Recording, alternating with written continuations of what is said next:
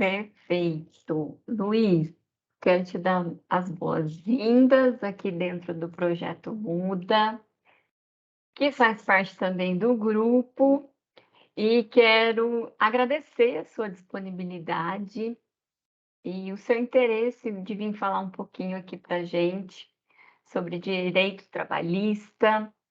É um assunto, como eu disse também lá para a Lívia, de direitos do consumidor, é um assunto que está no nosso dia a dia, no nosso cotidiano, não é?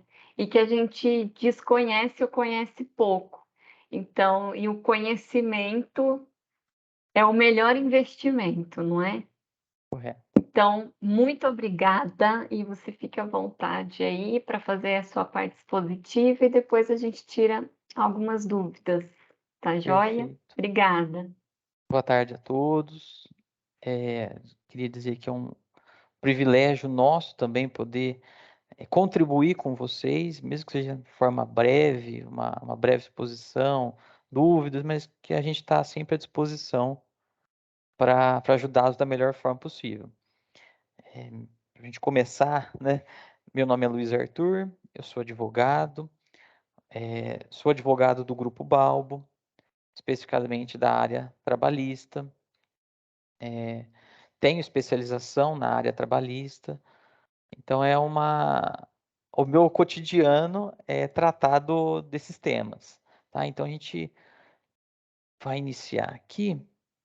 Eu preparei algum material de apoio mesmo, só para a gente ir, tendo um norte para seguir, e ao final a gente abre para dúvidas, pra questionamentos.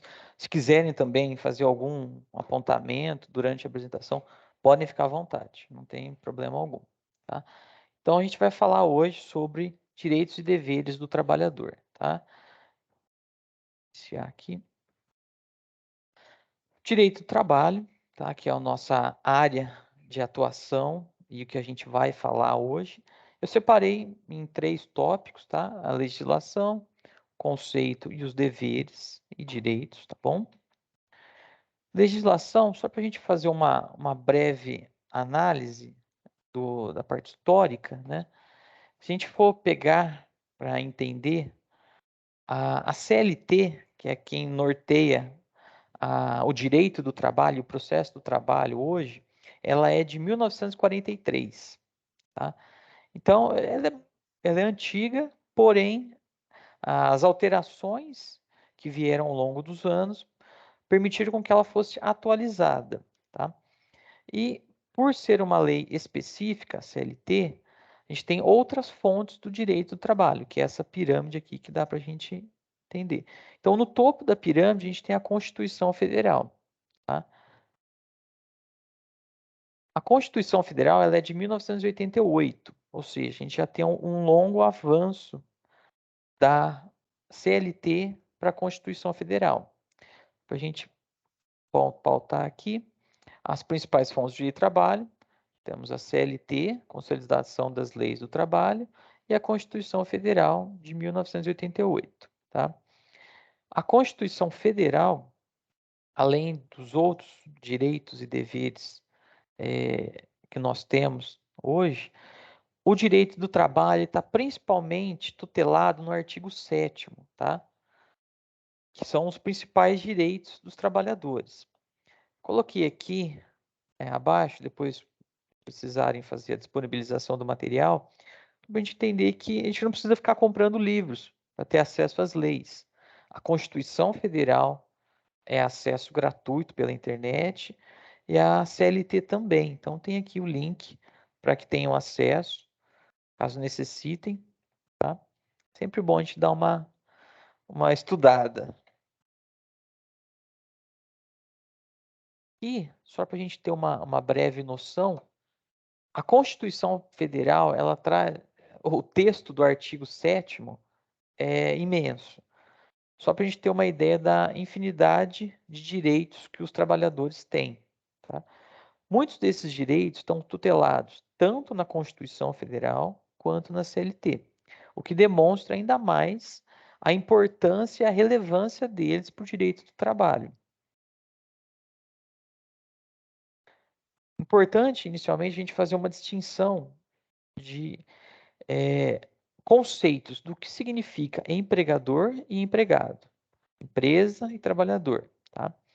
Então, o empregador está tutelado no artigo 2º da CLT. Eu coloquei o texto aqui da lei para a gente entender. Então, artigo 2º CLT. Considera-se empregador a empresa individual ou coletiva, que, assumindo os riscos da atividade econômica, admite, assalaria, dirige a prestação pessoal de serviço. O empregado, ele já está tutelado em seu artigo 3º da CLT.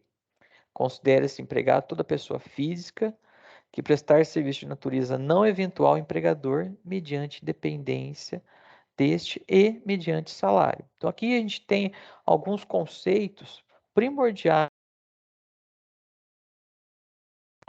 empregador ou empregado. O empregado, ele pode ser caracterizado basicamente por alguns tópicos do artigo, que são pessoa física, natureza não eventual, ou seja, natureza permanente, mediante dependência da empresa e mediante pagamento de salários. Então, esses são os requisitos que caracterizam o empregado.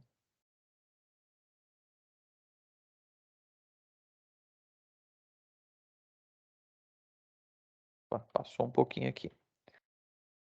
Aqui nós temos os principais direitos dos trabalhadores, que é o que a gente vai trabalhar nessa tarde de hoje, tá? Só para a gente ter uma ideia aqui de quais são os tópicos que vão ser falados. Então, registro na CTPS, descanso semanal remunerado, pagamento do salário, férias, FGTS, o Fundo de Garantia, 13º salário, horas extras, adicional noturno, aviso prévio e as modalidades de rescisão do contrato.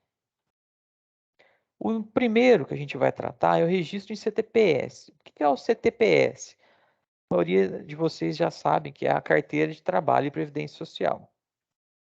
A partir da contratação do funcionário, do trabalhador, a empresa ela é obrigada a seguir algumas regras, que isso é um direito que o empregado possui. Ou seja, após a admissão do empregado, a empresa tem um prazo para que a carteira de trabalho seja anotada.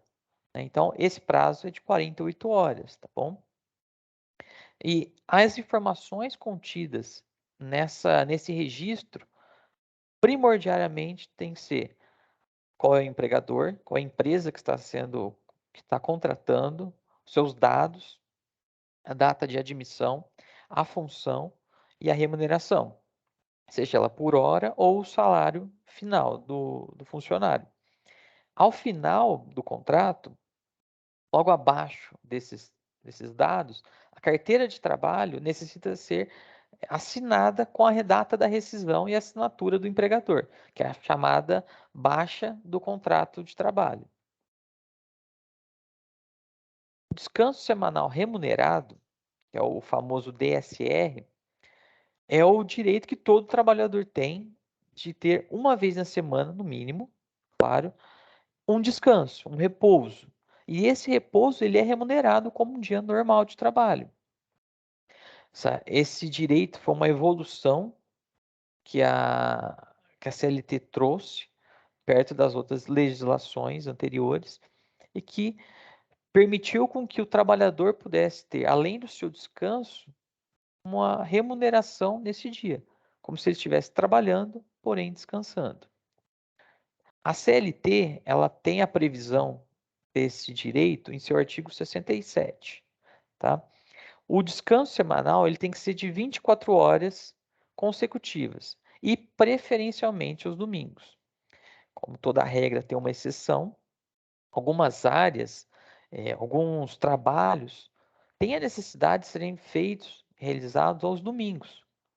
Com isso, há necessidade da empresa estabelecer escalas de revezamento desse descanso semanal. Ele é obrigatório. Então, se ele não puder ser realizado aos domingos, há necessidade de realizar uma escala. Eu trouxe aqui para vocês o artigo 67, que é o texto da CLT. Será assegurado a todo empregado um descanso semanal de 24 horas consecutivas, o qual, salvo motivo de conveniência pública ou necessidade imperiosa do serviço, deverá coincidir com o domingo, no todo ou em parte. O parágrafo único. Nos serviços que exijam trabalho aos domingos, com exceção quanto aos elencos teatrais, será estabelecida escala de revezamento mensal, organizada e constando de quadro sujeito à fiscalização.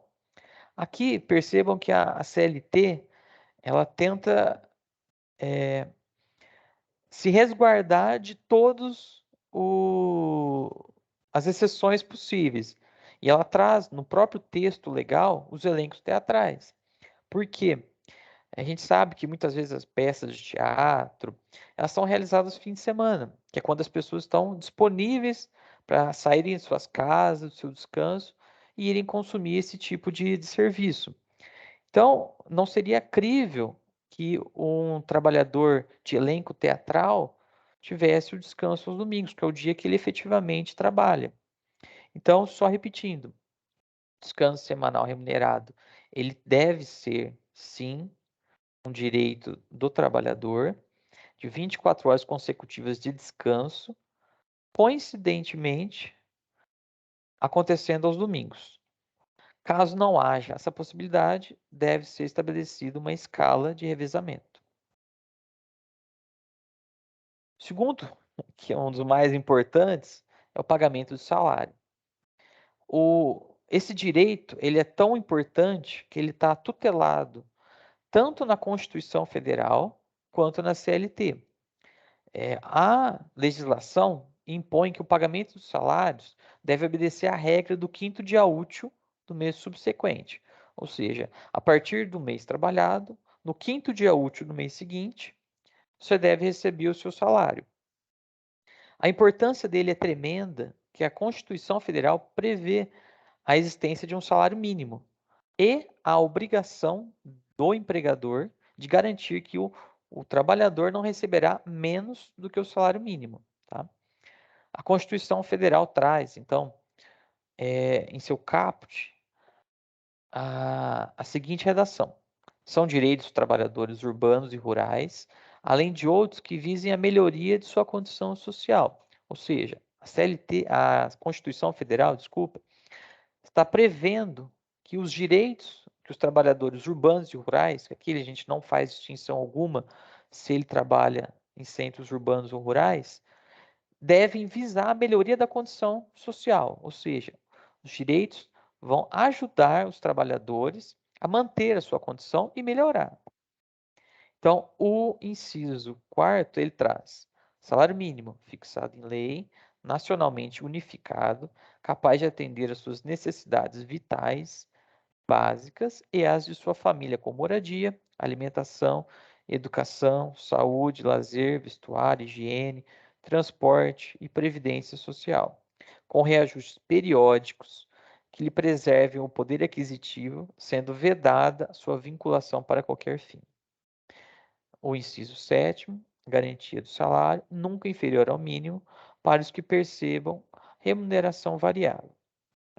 A gente sabe que, infelizmente, hoje a condição social do nosso país não consegue garantir que o salário mínimo dê para a gente manter as necessidades básicas, tanto nós quanto a nossa família, na forma com que o artigo traz aqui, mas tutelado o direito está. Próximo tópico são as férias. O trabalhador ele tem direito ao período de férias, tá? A cada 12 meses trabalhados, que é o que a gente chama de período aquisitivo, o trabalhador tem direito a férias, tá? Tem algumas proporções dos dias de férias que o trabalhador usufruirá, de acordo com o número de faltas injustificadas que ele tiver. Então, eu coloquei aqui 30 dias corridos, que é o que a gente mais já está habituado, a gente mais vê no dia a dia, é se ele tiver até 5 faltas injustificadas. 24 dias corridos, de 6 a 14, 18 dias corridos, de 15 a 23, 12 dias corridos, de 24 a 32 faltas. Sempre lembrando que o pagamento do período de férias, ele deve ser acrescido do terço constitucional. O que é o terço constitucional?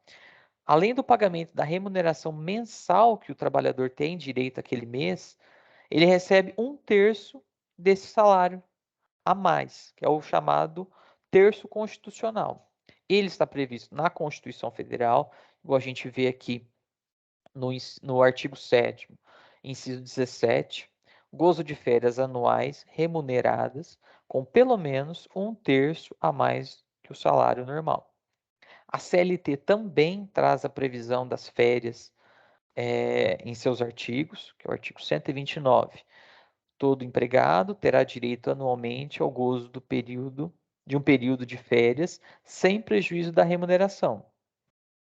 O artigo 134 também é outro artigo importante sobre o tema, que fala que as férias serão concedidas por ato do empregador em um só período de 12 meses subsequentes à data que o empregado tiver adquirido o direito. Ou seja, para que haja o direito às férias, o empregado precisa ter trabalhado 12 meses, chamado período aquisitivo, que eu falei no início, e nos outros 12 meses seguintes, ele pode usufruir dessas férias, na proporção, como a gente já viu, da quantidade de faltas injustificadas que ele venha a ter.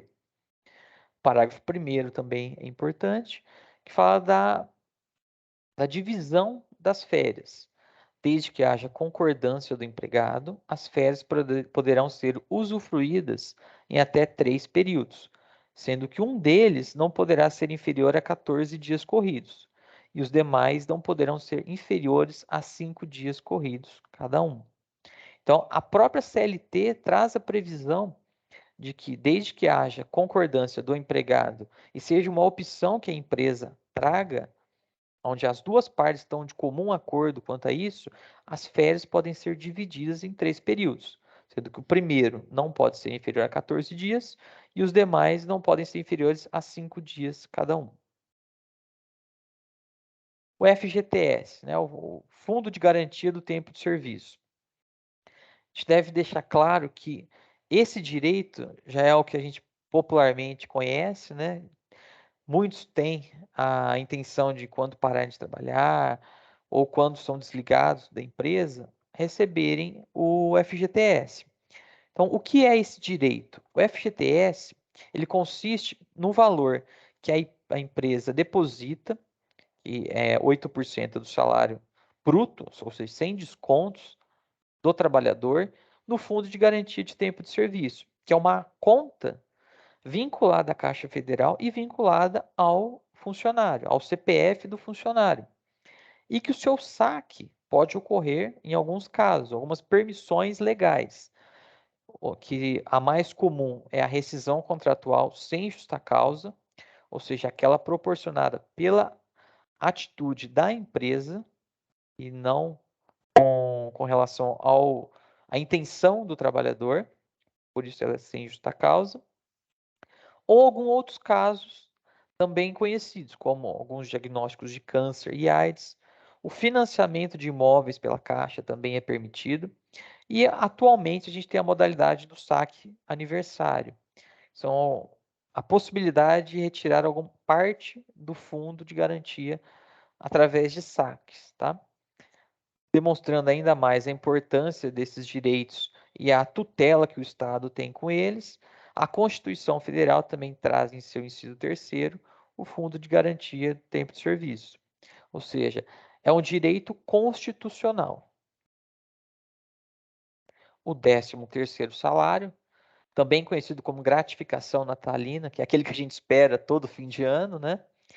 Nada mais é do que uma remuneração a mais paga pela empresa, tá? A empresa tem a possibilidade de pagar em 2 parcelas, sendo a primeira em novembro, até o dia 30, e a segunda até o dia 20 de dezembro. Tá? Aí a gente tem uma exceção legal, ou seja, para que se tenha direito ao 13º salário, basta que o funcionário esteja trabalhando. Porém, se ao final do ano ele não tenha trabalhado 12 meses, ele tem direito a receber um valor proporcional à quantidade de meses trabalhados. Então, aqui eu coloquei um exemplo para vocês darem uma olhada. João possui 7 meses de contrato e recebe o valor de R$ 1.800 mensais. A fórmula para se chegar no cálculo proporcional do 13º salário é dividir o salário do funcionário por 12, que é a quantidade de meses no ano. A gente vai achar o valor mensal e multiplicar o valor mensal pela quantidade de meses de contrato que esse funcionário tem. Então, no caso do João, no fim do ano, ele receberia R$ 1.050 de 13º salário proporcional. Caso o João estivesse há mais de 12 meses no contrato, ele receberia os R$ 1.800, que é o valor integral do salário. Novamente, a Constituição Federal traz esse direito previsto no inciso 8º, que é o 13º salário, com base na remuneração integral ou no valor da aposentadoria. Ou seja, os aposentados também têm direito ao 13º salário. Horas extras. Horas extras é um tema muito importante para quem está trabalhando e quem realiza uma jornada superior à legal, tá? Ou à contratual. No caso, a legislação prevê que a duração normal de uma jornada, isso aqui é a regra, a gente não está falando de exceção. A duração normal, ela não vai exceder 8 horas por dia ou 44 horas semanais. Então, em um dia, em uma jornada, o trabalhador tem direito a 8 horas diárias, poderá trabalhar 8 horas diárias, melhor dizendo, e ao final da semana são 44 horas. O excedente a 8 horas diária ou 44 semanal é considerado como hora extra.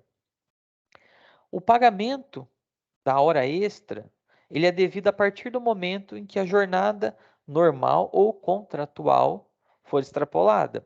E o pagamento ele deve ser acrescido de no mínimo 50% em dias normais e 100% quando essa hora extra for executada em domingos ou feriados. Tá? É uma previsão que tanto a Constituição Federal traz, quanto a CLT traz. Então, sempre deixar claro que toda hora extra ela deve ser remunerada com, no mínimo, 50%. Ou 100% se ela for realizada aos domingos e feriados. Tá? Existe também uma modalidade de jornada de trabalho em que não dá o direito à percepção de horas extras. Porém, deve existir algum instrumento de compensação de jornada do contrato de trabalho ou da empresa.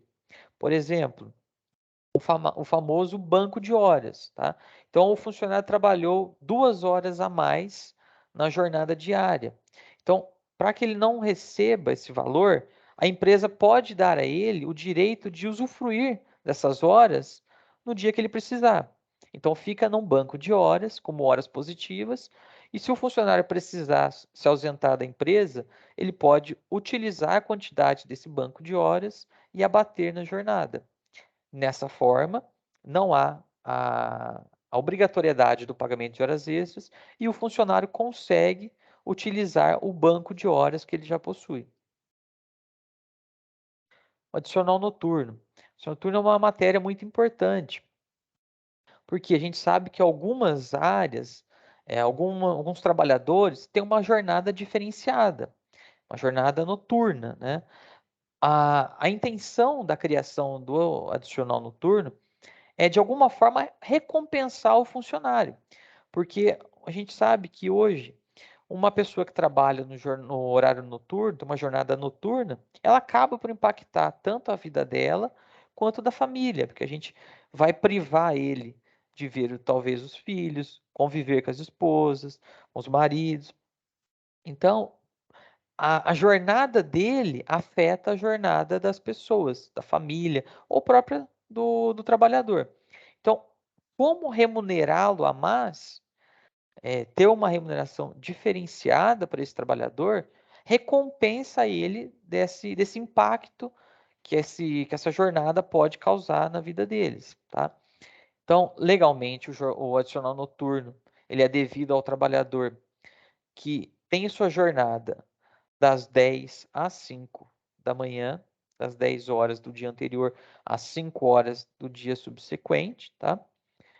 No meio rural, esse horário é um pouquinho diferente, por cultura, pela matéria com que eles vão trabalhar, qual vai ser o objeto de trabalho.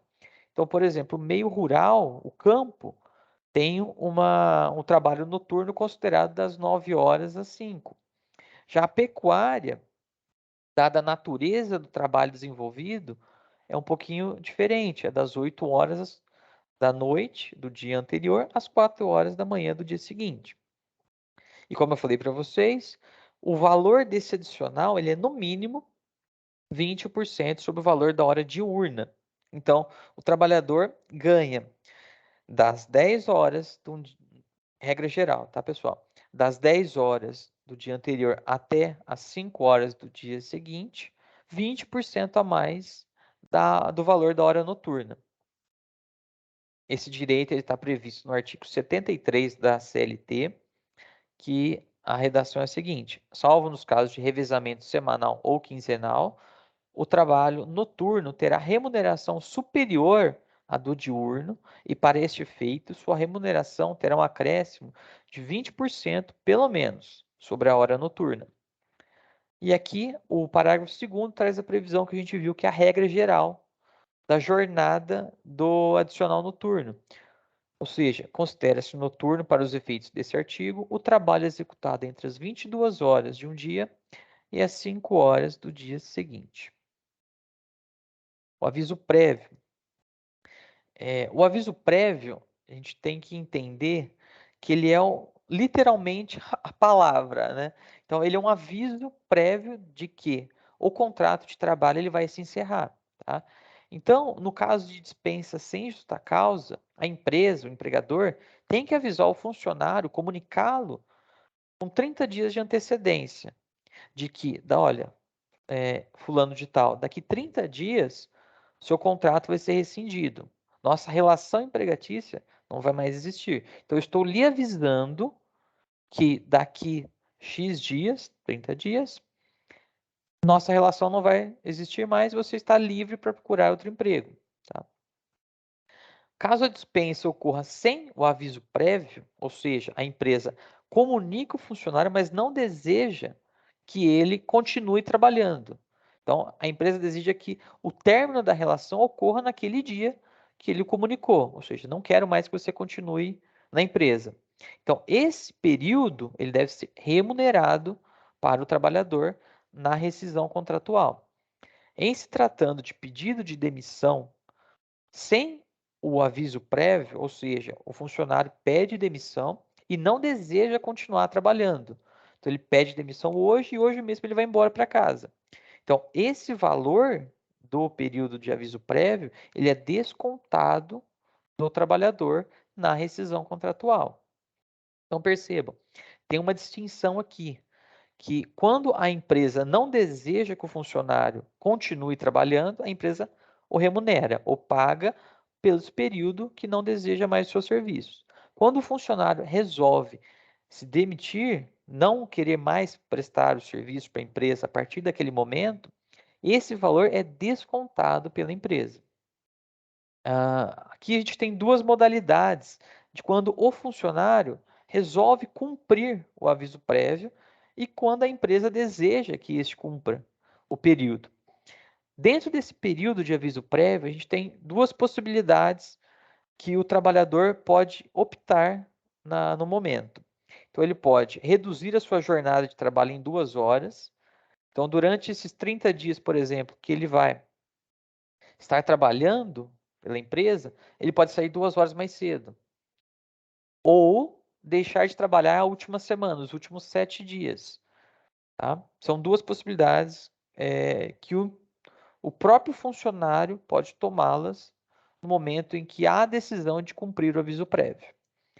E aqui uma observação bem rápida, que o aviso prévio ele pode variar de 30 a 90 dias, dependendo do tempo de contrato que esse funcionário tem. Então, empregados com muitos anos de casa, a cada tempo de casa, a cada tempo de contrato, a quantidade de dias do aviso prévio vai se aumentando, tá bom? Esse direito está previsto na Constituição Federal, no inciso 21 do artigo 7º, que tem a previsão do aviso prévio proporcional ao tempo de serviço, sendo no mínimo de 30 dias nos termos da lei.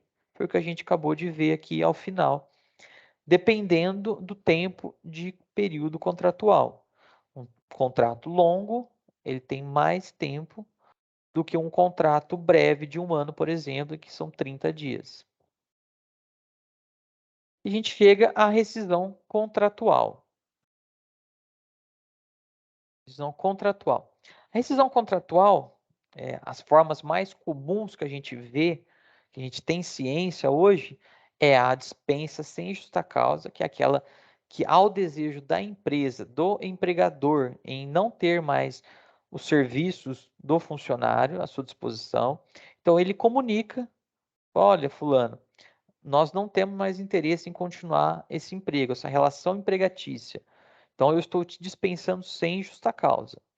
Sem justa causa, o empregado ele tem direitos a receber, que é o saldo de salário, que nada mais é do que os dias que ele trabalhou até o momento da dispensa, o aviso prévio, que é o que a gente acabou de ver, 13º salário proporcional, fazendo o cálculo que a gente viu lá atrás, as férias acrescidas do terço constitucional, tá? Proporcionais ao período que ele está e, caso existam, férias vencidas. O saque do FGTS, ele tem direito além da multa de 40%, que é a multa contratual.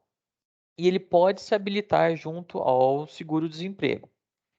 A outra modalidade é a justa causa, que é quando o funcionário, o trabalhador, comete um ato muito grave à empresa, que está tutelado também pela CLT. E diante desse ato praticado pelo funcionário, ele não tem mais crédito com a empresa e a empresa não tem mais obrigação com ele. Ou seja, a relação de trabalho tornou-se inviável pela empresa. Então ela decide não continuar. Então ela vai demitir o funcionário por justo motivo, tá? Nessa demissão por justa causa, o funcionário ele tem direito apenas ao saldo de salário, que é o dia trabalhado, e férias mais 1/3 vencidas, tá? É uma modalidade mais extrema de rescisão contratual. O pedido de demissão é aquele feito pelo próprio trabalhador, pelo empregado. Ele dá direito a saldo de salário, dá direito ao 13º salário proporcional, as férias acrescidas do terço proporcionais, férias mais 1/3 vencidas caso existam. O FGTS, ao seguro-desemprego, ele não consegue, tá? Vocês vão verificar aí que no aviso prévio eu coloquei entre aspas, decisão empresa, que é o que a gente já discutiu no tópico anterior. Caso exista a vontade das partes em continuar o trabalho durante o período de aviso prévio, tanto por conta da empresa quanto por do trabalhador, esse aviso prévio pode ser trabalhado ou não, tá? Caso o funcionário entenda que não quer trabalhar, então a empresa vai descontar na rescisão contratual, que foi o que a gente discutiu lá atrás. Caso ele entenda que ele quer continuar trabalhando, então ele trabalhará e ninguém descontará nada. Agora, não só de ônus, né, vive. Nós temos alguns bônus também. E nós temos também obrigações que todo trabalhador, além dos direitos, ele deve seguir na empresa. Então, eu coloquei aqui algumas que são básicas e primordiais da relação de trabalho, que é o cumprimento de diretrizes e regras da empresa, realizar exames médicos obrigatórios, conduta ética e educação, manter os ambientes de trabalho e as dependências da empresa, do seu local de trabalho sempre limpos, conservados, respeito entre os colegas e principalmente entre os superiores e hierárquicos. A pontualidade do trabalhador também faz muita diferença. É um dever dele ser pontual, né? Evitar também faltas injustificadas, tudo que vá comprometer a continuidade da relação e também que possivelmente poderá gerar prejuízos tanto à empresa quanto à atividade que ela exerça. Utilizar todos os equipamentos de segurança, os famosos EPIs, respeitar as regras de segurança da empresa, das dependências da empresa, zelar pela integridade do material de trabalho, pelo prédio, pela conservação, por tudo que está à nossa disposição para a execução dos trabalhos, tá? Entre outros casos que a gente vai poder ficar aqui infinitamente falando, né? Então, só esses são os principais deveres que o empregado deve ter com o seu empregador, com a empresa, tá? Então, basicamente, os deveres a gente sabe, né? Que a gente tem que já vir da própria pessoa essa intenção em trabalhar corretamente, seguir horários, ter uma boa conduta, um bom relacionamento, são coisas que a gente já está acostumado a viver no nosso dia a dia. E assim a gente encerra a apresentação que a gente preparou para vocês. Deixa eu só ver se eu consigo voltar aqui para a tela que a gente estava. Deixa eu ver. Luiz, obrigada. Vocês estão vendo minha Muito tela ainda? obrigada. Não, já saiu. Ah, tá. Não está mais compartilhando. Obrigada pelas explicações. E eu anotei várias perguntas, várias dúvidas aqui. Vamos lá, se eu puder responder. Também, só sem te cortar, me perdoe, mas deixar à disposição também. Se os alunos quiserem, vocês quiserem mandar perguntas para a gente, eu disponibilizo meu e-mail aqui da empresa. Estou à disposição para vocês. Algum tema que vocês queiram se aprofundar mais, algum tema que eu não expliquei aqui, que vocês têm interesse também, eu estou à disposição para o que vocês precisarem, viu? Ótimo, ótimo. Muito bom saber disso. Obrigada. Olha, vamos lá. Nossa, tem algumas aqui de cunho de opinião pessoal, Tá mas bom. eu vou deixar essa para o final. Tá bom, vamos lá. Olha só, surgiu uma dúvida com relação a faltas que você estava Uhum, falando, né? Essas faltas, vou pegar um exemplo de 30 dias corridos e 5 faltas. uhum. Estas faltas, elas são justificáveis? Ou eu posso faltar 5 dias justificáveis, ou independente se é justificável ou não? Justificável pode ser que eu tenha pensado aqui num atestado médico.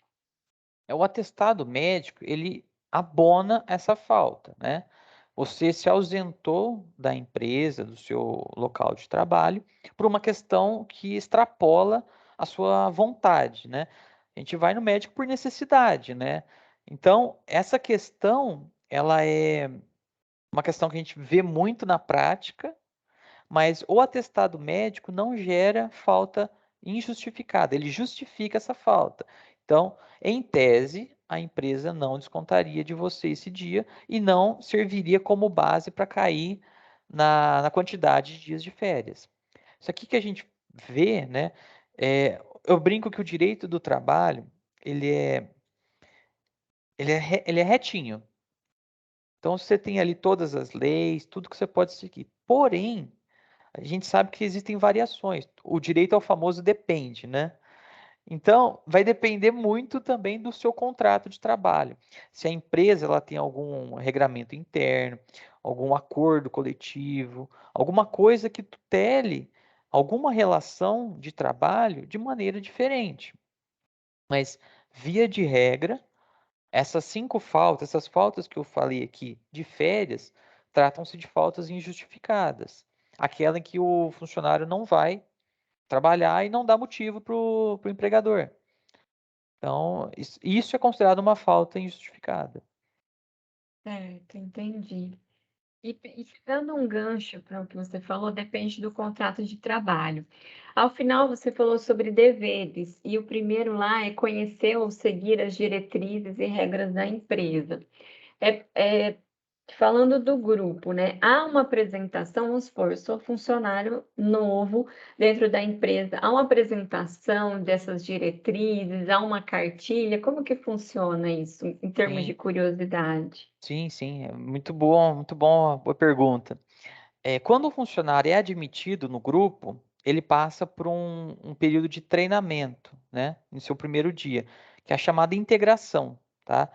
Na integração, ele conversa com várias pessoas das áreas da empresa. Dentre elas, o departamento pessoal, pessoal de segurança do trabalho, medicina do trabalho, passa por exames médicos, tá? Então, no momento dessa integração que o funcionário passa, ele é advertido de todos os cuidados que ele precisa ter nas dependências da empresa. Falando aqui do grupo, né? Então a gente a gente é notificado das regras de segurança, dos locais de perigo, os procedimentos de segurança caso ocorra alguma eventualidade nas dependências da empresa. A gente recebe também o funcionário, quando ele vai assinar o contrato de trabalho, ele recebe um papel com todas as regras da empresa, as condutas também. A gente sabe que hoje a internet está evoluindo muito e todas as empresas, sua grande maioria, tem sites corporativos, tem blogs, tem páginas em redes sociais. No site, por exemplo, do grupo, você consegue achar as diretrizes, a missão da empresa, quais são as normas também. E acredito que em todas as empresas, ao menos deveria, o departamento pessoal ou a parte de recrutamento e seleção está aberta ao funcionário também procurá-los disso para que tire as suas dúvidas. Olha, eu quero saber como funciona aqui na empresa A. Vocês têm uma cartilha de segurança? Onde que eu posso ir, onde que eu não posso ir? Quais são os locais em que eventualmente possa existir um risco ou que eu sou proibido de permanecer? Mas no grupo, falando especificadamente, a gente tem uma parte de integração, que é após a admissão do funcionário, que é uma aula que a gente tem de todas as áreas sobre os direitos e deveres, diretrizes, normas e também os métodos que a gente pode adotar ou não de conduta na empresa. Sim. Bom, sobre adicionais, Claro. né? Então, me veio aqui na cabeça, vamos supor, porque eu sou da área de química, então a gente fala muito de adicional por insalubridade ou Uhum, periculosidade, né? Que entra nas tais NRs. sim. Onde que as NRs entram nisso? As NRs, quais são? Entra dentro do direito do trabalho? Entra. É A isso? ANR, ela é a norma regulamentadora, né? Que o Estado, ela imprime a necessidade. Só um segundo, por favor. Já tiraram. Ela imprime a necessidade de que a empresa, o empregador, observe algumas regras que o Estado entenda ser devidas. Então, o adicional de insalubridade e periculosidade, tutelado tanto pela Constituição Federal quanto pela CLT, tem sua previsão em normas de NR. Então, os adicionais, no caso, da insalubridade, a gente sabe que são quando ela é devida, quando os funcionários eventualmente possam se expor a riscos ou contágio com determinado material, depender da atividade que ele execute. Então, ele pode ter contato com calor, por exemplo, ele pode ter contato com agentes químicos, que acho que é o seu caso, você falou, né? Com agentes químicos. Então, esse adicional, ele é previsto na CLT, tem a tutela, entre aspas, do Estado através de normas regulamentadoras que a empresa é obrigada a segui-las, e o adicional de periculosidade, a mesma coisa. O adicional, esse adicional ele é devido aos funcionários que, eventualmente, pela atividade que venham a executar, se exponham a riscos. Também a adicional. O adicional de periculosidade é 30%. De insalubridade, a gente tem os graus: leve, médio e pesado. 10, 20 e 40%, que é um adicional a mais do salário. Então, respondendo a sua pergunta, as NRs, elas entram tanto no campo do direito do trabalho, quanto também da equipe de segurança do trabalho da empresa. Uma empresa grande que eventualmente venha a ter essa área, aqui, por exemplo, o nosso grupo, ele trabalha lado a lado com a equipe de segurança do trabalho, inclusive para o fiel cumprimento e fiscalização dessas normas na atividade prática da empresa. Sim. Ainda no adicional, Luiz, que aí Claro. você explorou um pouquinho no adicional noturno, né? Uhum. Das 22 às 5. E isso é uma regra, ou eu posso ter, não, vai começar das 9 horas da noite, algo assim. Há uma flexibilidade? Como que acontece isso entre o empregador e o empregado? O adicional noturno, ele não tem essa flexibilidade na questão de horário, tá? É uma regra definida legal. Eu até coloquei depois na apresentaçãozinha. No artigo 73 da CLT, no parágrafo 2º, ele já traz a previsão das 22 horas às 5 horas da manhã, tá? Existem exceções a essa regra, a depender da atividade da empresa. Então, no caso do trabalhador rural, né, esse trabalho no campo, até pela própria cultura do campo, de se acordar muito cedo, de se dormir também mais cedo, então esse horário ele é alterado das 21 horas às 5 horas da manhã. Então, geralmente é o período que a gente já estaria dormindo em regra. Então, ele iniciaria mais cedo no campo pela própria cultura dele. Na pecuária, ele é diferente ainda. Ele é das 8 horas às 4 horas da manhã. Então, as exceções legais são essas próprias, a depender da natureza que a empresa execute seus trabalhos. Então, o campo traz a previsão das 9 às 5 e a pecuária das 8 às 4.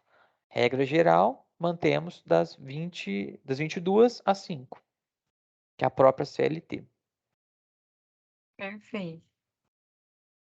Você falou do FGTS, né? E aí me surgiu uma coisa na cabeça, que é o seguinte, uma coisa na cabeça não, vivência própria, tá? Eu relembrei uma experiência, que aí a empresa ela é obrigada a depositar os 8% todo mês. Uhum. Mas a gente sabe que tem empresas que não fazem isso, né? E aí já aconteceu comigo, então, que a empresa, ao final do meu desligamento, ela não tinha depositado só alguns meses picados, ao final do meu desligamento, aí ela depositou todo o FGTS. Que fica isso? Você não é a única a falar disso, desse problema, viu? A gente sabe que algumas empresas, infelizmente, que seja por questões ideológicas ou questões de cunho financeiro, acabam por infringir os direitos dos trabalhadores, né? Então, é mais comum do que possa parecer que empresas ajam dessa forma. O certo, o correto, deveria ser o depósito mensal desse valor. Porém, a gente sabe que devido principalmente nos últimos tempos, a Covid, né, que teve um abalo econômico no país, global, né, e inclusive afetou pequenas, médias empresas, algumas empresas optaram por não realizar o depósito mensal e realizar o depósito total junto ao final do contrato de trabalho.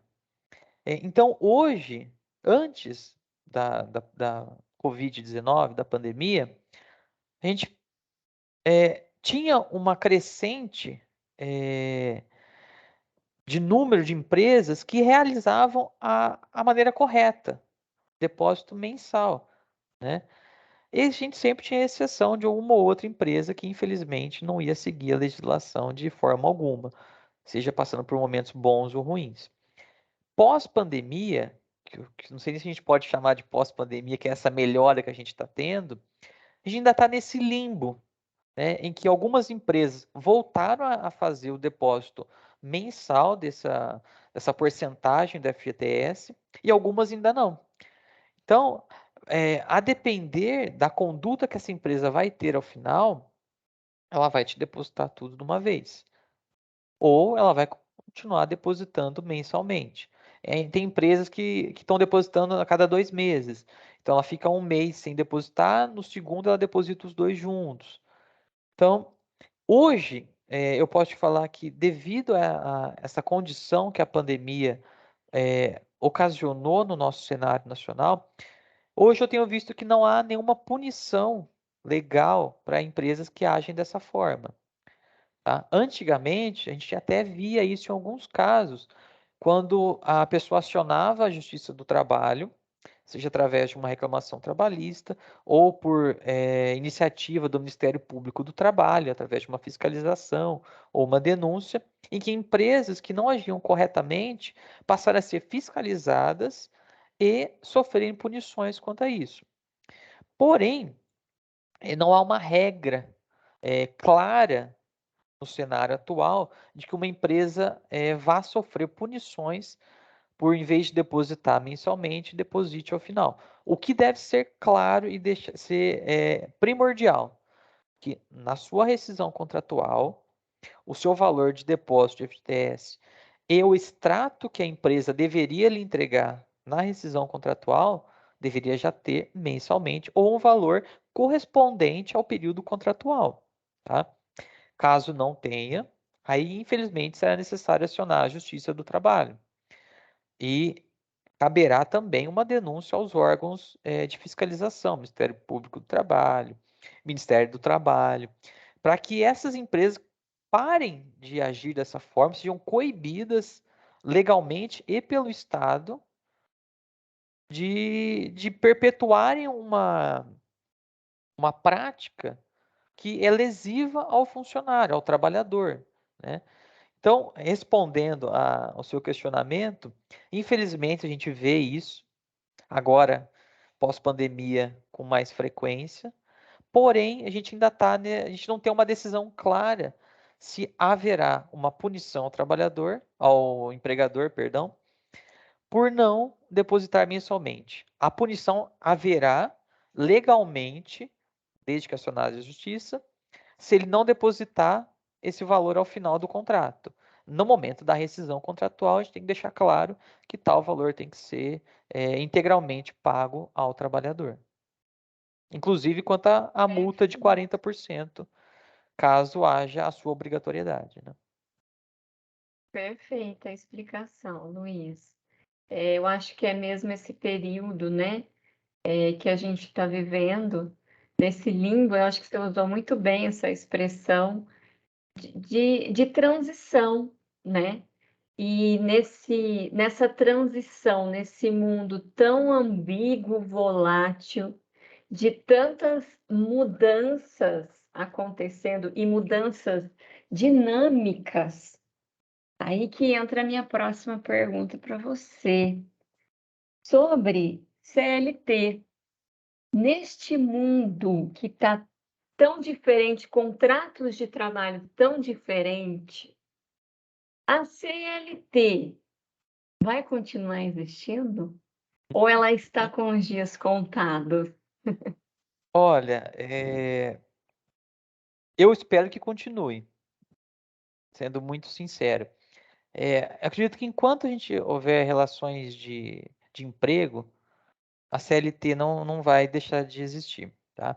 A gente vê que é um movimento de direitos e deveres, tanto para os trabalhadores quanto para a empresa. Importante deixar claro também que a CLT ela não vai só tutelar os direitos dos trabalhadores, ela também vai também preservar os direitos do empregador, da empresa. Ela é uma norma geral, né? A gente fala que a CLT ela não depende de livro, de doutrina para a gente estudar ela. Se a gente pegar a CLT de cabo a rabo, a gente já entende como funciona o direito do trabalho e o processo do trabalho. Então, ela é um norte para a área trabalhista. Então, por ela ser de 1943 e estar em vigor até hoje, as alterações legislativas que foram ocorrendo no decorrer do tempo proporcionaram uma atualização, tanto que a última lei que a gente teve de 2017, que é a chamada reforma trabalhista, ela trouxe novos aspectos e novas condutas processuais à CLT. Então, a cada período, ela está sendo atualizada. Tá? E o que é muito importante também, porque senão a gente estaria tratando ainda de direitos que não existiam no passado e que passaram a existir hoje, né? Então, a CLT, ao meu ver, ela continuará existindo, sempre com a necessidade de sofrer atualizações de acordo com o período que a gente passa a viver, né? A gente sabe que uma alteração legislativa ela demora por vezes anos para acontecer, né? Essa última ela foi em 2017, então se a gente pensar tem 2017 para cá, quanta coisa já não aconteceu, até pandemia mundial a gente já vivenciou e que porventura também trouxe algumas alterações na forma com que a gente trabalha. E a gente teve o famoso home office, né? Muito presente em grandes empresas. Então, essas novidades, que a gente pode chamar assim, com certeza elas farão parte da CLT em alguma alteração legislativa futura. O que importa, o que a gente tem que destacar é que a CLT não pode ficar estacionada. Ela tem sim que acompanhar a atual realidade brasileira. Por se tratar de uma lei nacional, a gente tem Organização Internacional do Trabalho, que tem normas, diretrizes também, mas principalmente por tutelar o direito nacional, ela tem que estar acompanhando a realidade nacional. Então, a forma com que a gente está trabalhando, as modalidades que vão surgir no futuro. Então, são atualizações que, ao meu ver, a CLT precisa sim acompanhar de acordo com a evolução nacional, evolução humana, e acredito, torço para que ela não deixe de existir, mas sim que seja sempre atualizada. E talvez precise, né? Você falou do home office, então nós trabalhamos em home office, Uhum. né? Então, e aí a minha dúvida é o seguinte: se eu trabalho por um contrato de trabalho, eu não eu sou assegurada no direito trabalhista, mas não pela CLT. CLT é só quem tem carteira assinada, sim ou não? Desculpa a minha pergunta leiga aí. Que isso, não tem que se desculpar, não, que de forma alguma. O direito do trabalhador registrado, ele é o vasto encontrado na legislação trabalhista, na CLT e na Constituição Federal. Todo trabalhador, ele tem direito ao registro em carteira. A gente viu logo no começo da apresentação, que é um direito tutelado tanto pela Constituição Federal quanto pela CLT. Existem modalidades de trabalho em que não há o registro em carteira. Por exemplo, de cabeça, agora eu posso lembrar do representante comercial, por exemplo. O representante comercial ele não é necessariamente registrado, ele tem um contrato de representação comercial. Então, esse contrato faz poder, que a gente chama que o contrato faz poder entre as partes, então ele cria leis, entre aspas, entre as partes, e também é tutelado pela CLT e por leis específicas. A gente tem, por exemplo, contratos que não necessariamente passam por registro em carteira. A gente sabe que algumas modalidades esportivas, por exemplo, atletas, possuem registro em carteira. Alguns jogadores de futebol, por exemplo, possuem registro em carteira. Outros não são registrados em CTPS, possuem um contrato de trabalho. A maioria das modalidades contratuais em que não há registro de carteira, a gente tem leis próprias que tutelam, junto com a Constituição Federal e a CLT, a relação daquele tipo de emprego. Então, o representante comercial é o exemplo mais comum que a gente tem atualmente, que a legislação, a doutrina trabalha. Então, o representante comercial ele não tem o registro em carteira, mas tem um contrato que rege a relação de emprego, tanto da empresa quanto por parte do trabalhador.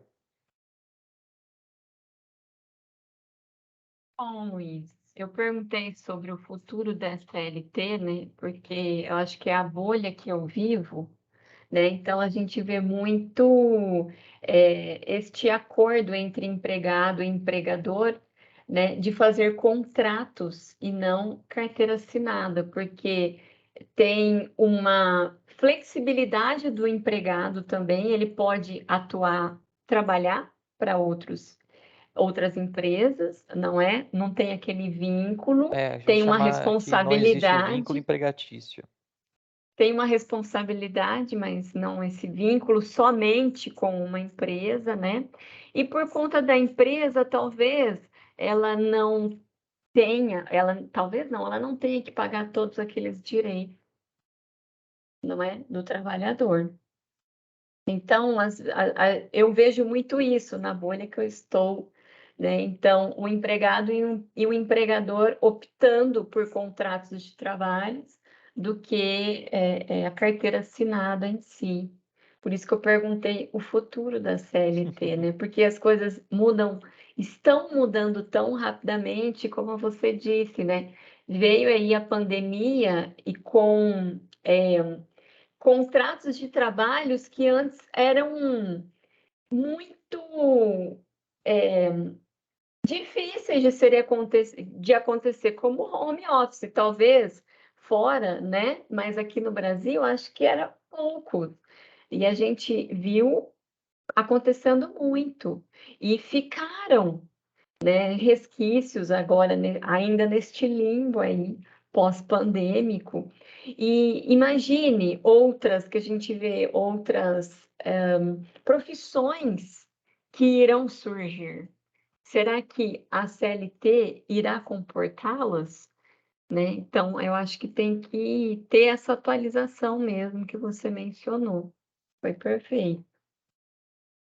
A necessidade, né? A gente fala que o que não evolui para, né? Fica para trás. Então, não, a legislação ela não pode ficar para trás. Pelo contrário, ela tem sempre que estar acompanhando. Como que a gente vai tutelar algo que está acontecendo se a gente não tem uma legislação que acompanha? Então, é o que eu falo, minha torcida é para que ela não deixe de existir e sempre seja atualizada. Perfeito. Meninas que nos acompanham, vocês têm alguma dúvida aí? Porque eu fui tirando as minhas.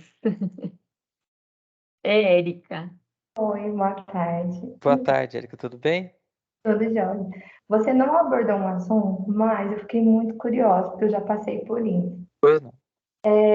A carta de advertência, o que ela influi na hora da dispensa do trabalhador? Porque, para mim, eu acho que ela não tem validade nenhuma.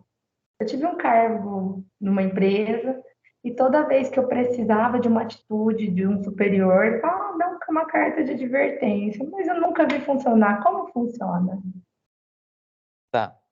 Ó, a carta de advertência e outras modalidades de coibir práticas e atos dos funcionários, ela deve ser tomada pela empresa a partir de uma análise tanto do ato que esse funcionário eh, realizou, quanto do histórico dele na empresa. Então, a advertência, eu falo que é uma medida disciplinar que ela deveria sim ser temida, porque o histórico desse funcionário na empresa, ele fica com esse asterisco, né? Ele fica com essa observação, ou seja, se a gente for pegar um histórico de um funcionário X, o João, se for pegar o histórico do João, a gente vai olhar que ele tem uma advertência por falta injustificada, por exemplo. Tem uma suspensão por discutir com o superior hierárquico, por descumprir normas. Então, o histórico dele contribuirá, com toda certeza, em uma eventual análise de rescisão contratual, tá? Então, a advertência e outras modalidades de rescisão contratual, elas devem ser utilizadas pela empresa na tentativa de coibir uma prática, um ato desse funcionário, e, caso reiteradas as práticas e analisada a proporcionalidade e gradatividade dessas práticas, evoluir até para uma dispensa por justa causa, por justo motivo. Então, por exemplo, se o funcionário tem muita advertência por falta injustificada, então ele toma uma advertência hoje, amanhã ele toma outra, depois ele toma uma suspensão de um dia, continuou perpetuando esse ato, essa prática que tanto influi no trabalho dele quanto no desenvolver do trabalho da empresa. No futuro, se a empresa cansar, entre aspas, de puxar a orelha, né, desse funcionário e ele continuar com essa prática, com certeza a empresa vai evoluir para uma dispensa por justa causa, por desídia, por exemplo. Ou o funcionário que começa a faltar muito. Então ele está com o hábito de faltar muitas vezes. E vai tendo suspensão, advertência. Até o momento que ele fala, não vou mais, não vai dar nada. A empresa, com toda certeza, ela vai analisar para fazer uma dispensa por justa causa, por abandono, a depender da quantidade de dias que esse funcionário se ausentou, sem justificativa, né? Então, respondendo à sua indagação, as medidas disciplinares, sejam elas suspensão, advertência, elas devem ser, sim, temidas pelos funcionários e contribuem para que o histórico dele, quando for analisado, tenha essas observações de que o funcionário tem certas práticas, tem certas condutas e que não são vistas com bons olhos pelas empresas. Então, se esse funcionário tiver muitas advertências, já sabe que aquele comportamento ali, apesar dessa punição que ele está sofrendo, ele não mudou, ele não vai mudar, né? Então, outra medida precisa ser tomada, seja ela uma suspensão, seja ela até, num caso extremo, a aplicação de uma rescisão contratual. Obrigada.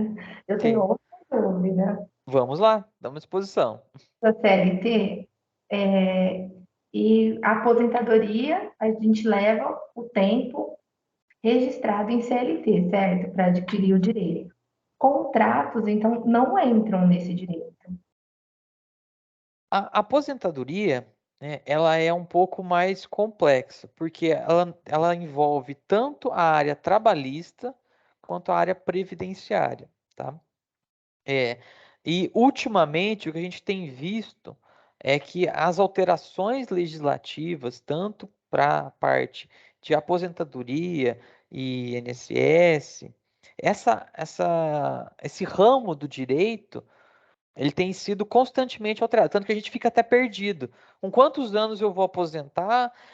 Quanto tempo eu tenho que contribuir? Se me perguntar agora, eu vou precisar consultar, porque é tanta alteração que a gente tinha aquela noção e depois alterou, a gente já tem que parar, tem que prestar atenção, ver que lado que eles estão indo agora.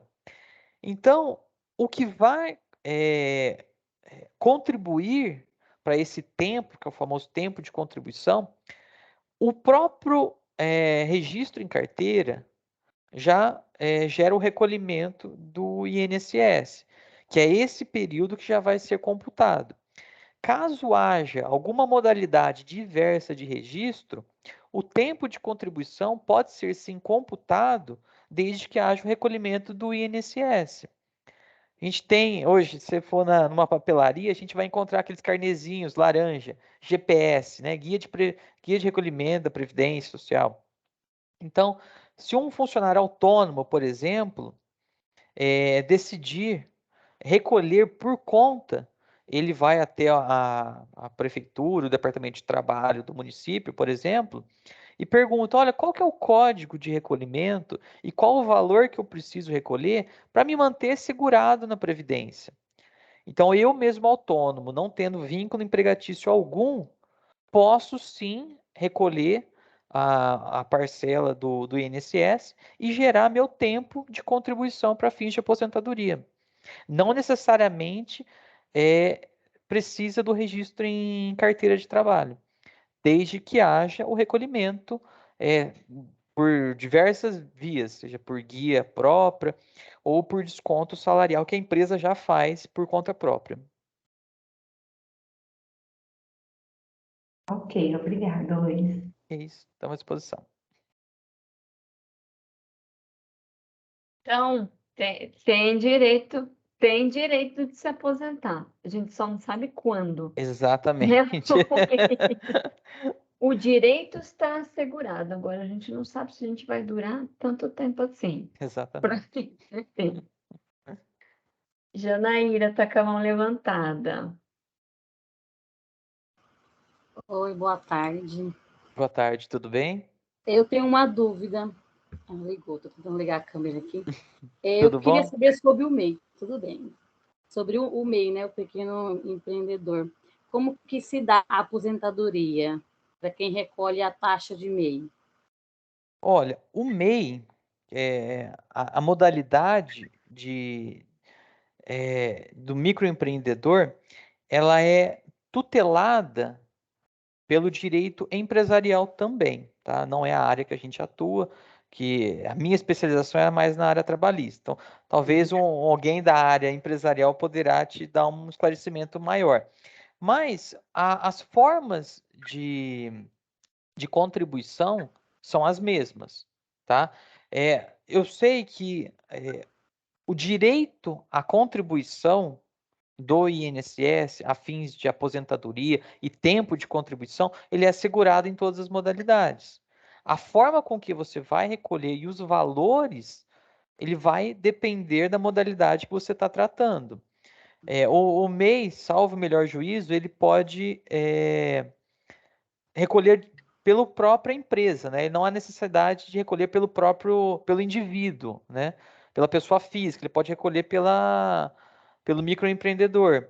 Então, é uma modalidade diversa do que um autônomo, por exemplo, que recolheria através de um carnezinho, tá? Então, são modalidades que existem sim, mas que vão depender do tipo de empresa, vamos falar como empresa, né? Tipo de empresa que você quer seguir, o ramo que você vai atuar. Mesma coisa do autônomo, o MEI, e uma empresa maior com funcionários, né? Que aí ela parte por ela mesma a parte do funcionário. Mais uma dúvida. Pois não. Em questão advertência, né? Vou contar uma história que a minha filha vive, né? Vivencia. Ela trabalha numa empresa química, mexe com química, e até então, na lei prevê que eles deveriam dar como que fala, o vale transporte, né?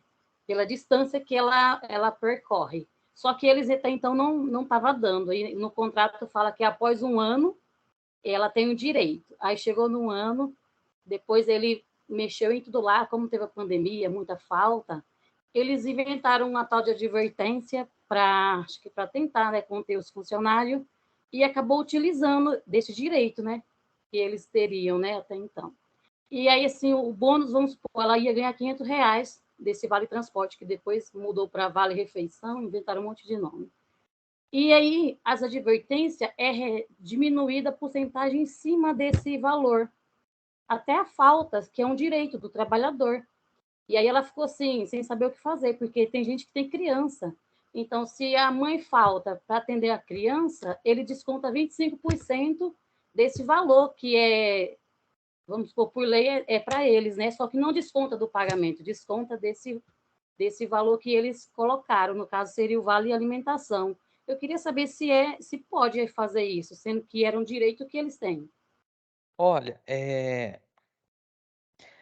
igual a gente falou, a regra é que toda medida a ser punida ou a sofrer algum tipo de interferência pela empresa, ela seja uma prática lesiva, tá? Lesiva tanto para o desenvolver do trabalho quanto para a atividade que a empresa passa a atuar. Então, aplicar medidas disciplinares é um direito que a empresa tem para coibir determinada prática. como eu falei no início, o direito é o famoso depende, né? Coisas que a gente precisa analisar diante de um cenário como esse que você colocou aqui para gente. A gente precisa analisar o contrato de trabalho, se existe alguma previsão nisso, analisar se dentro das normas, das regras da empresa, das condutas que a empresa adota, se existe algo nesse sentido.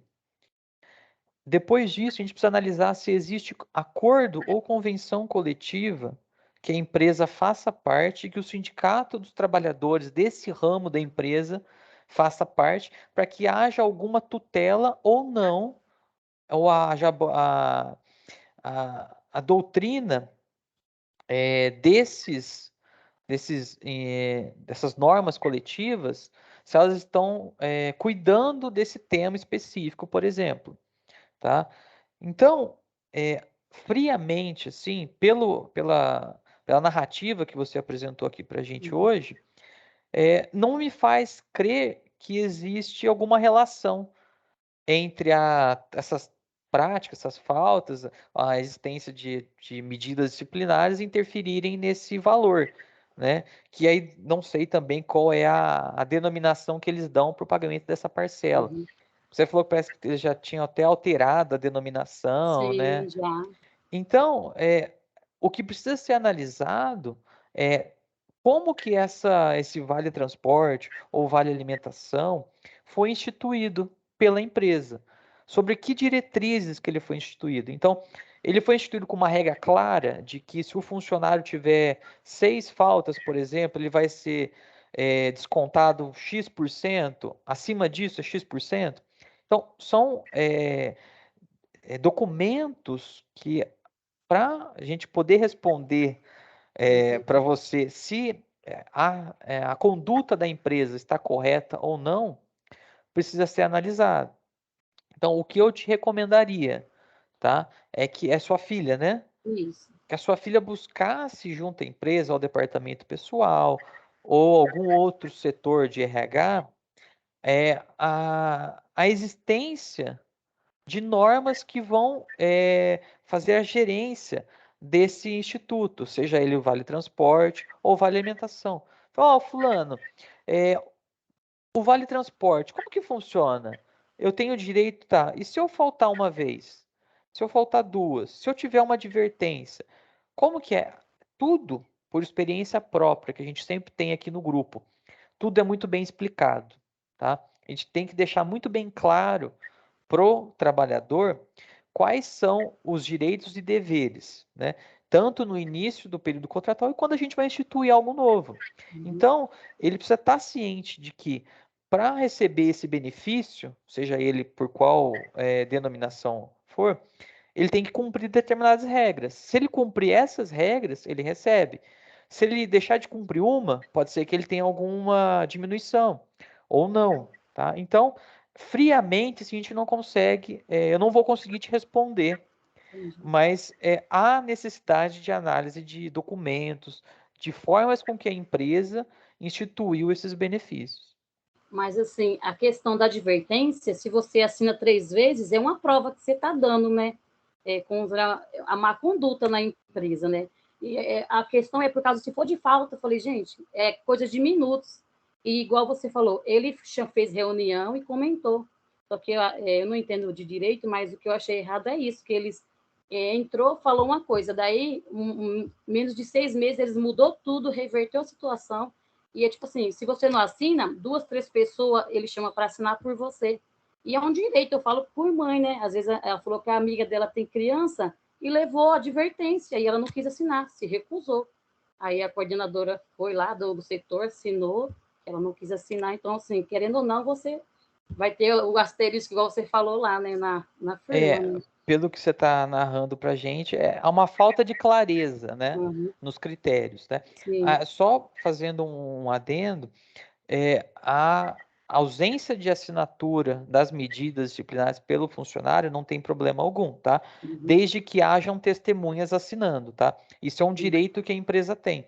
Porque muitas vezes, se eu for hoje aplicar uma medida aqui e o funcionário não concordar ou não reconhecer que ele praticou isso, mesmo ele tendo praticado, ele pode se recusar a assinar. Eu não posso, como empregador, obrigá-lo a assinar. Mas a validade dessa medida, ela se dá também com a assinatura de 2 testemunhas. Tá? Então, só fazendo uma explicação, que a empresa tem essa faculdade de que, havendo a recusa do trabalhador em assinar, testemunhas poderão assinar a medida, tá? Tá bom. Obrigada, viu? Que é isso, estamos à disposição. E eu queria dar um adendo também sobre o MEI, que a Janaíra perguntou, né? O DAS, que é pago no MEI, né? Depende onde que você entra lá, né? Mas é 60 e poucos reais, né? E aí é uma forma de você contribuir, grande parcela desse valor na contribuição. E aí você entra os direitos, o MEI também ele está constantemente em mudança, né? Então era um valor anual para você ser encaixado no microempreendedor. Se eu não me engano, atualmente é de R$ 81.600, mas ele vai ser atualizado, esse valor vai ser aumentado, né? Para você estar no MEI. Só que aquela taxa que é o DAS que você paga, né? Então, você está contribuindo para o INSS e além disso, na sua aposentadoria, você é assegurado a um salário mínimo. Então, lá você tem, sim, direito a se aposentar. Então, não é só por idade, não é ou, não é? Não sei também, Luiz, mas é e. Então, é tempo de contribuição e idade. Não é isso que também não sei dizer, porque o negócio muda também. 30, 35, 60, 65, para homem, para mulher, não sei. É um negócio assim. Né? Então, sim, quando você paga, por isso que é importante, né, quem é MEI, pagar e não pode atrasar nenhum mês, porque aí os seus direitos não são assegurados. Então, é importante você pagar, porque aí tem desemprego também, então tem auxílios a empréstimos bancários, então é importante quem é MEI ficar em dia com as suas taxas aí. Certo. Luiz, obrigada demais pela atenção, por esclarecer as nossas dúvidas. Sei que tem muito mais aí, não é? Essa conversa a gente poderia se estender por horas, como eu disse, são assuntos que a gente vive, não é? E a gente conhecer, se informar é a melhor coisa. Então, muito obrigada pela sua atenção e por ter aceito aí esse desafio. Muito obrigada. Eu que aceito.